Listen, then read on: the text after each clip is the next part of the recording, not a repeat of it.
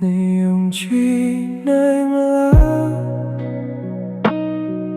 ဒီနှလုံးသားကမင်းကိုချစ်တဲ့ချောင်းတွေရေးဖွယ်ထားတယ်နင်သိနိုင်မလားမင်းမျိုးဝန်တဲ့ချီတွေတည်းအမိတိုင်းအလိုလိုသိငယ်လာတယ်ခဏလေးနဲ့ဝမ်းနဲ့လာတယ်ချီတဲ့ချောင်းရဲ့သွင်ပြောခြင်းပေမဲ့ငါမြင်တာနဲ့မကလင်းချစ်တဲ့ချစ်သူနဲ့ငါခဏလောက်ပဲမပြောလဲပဲနဲ့လိုက်ချင်တယ်ပါဝကျွေးလဲ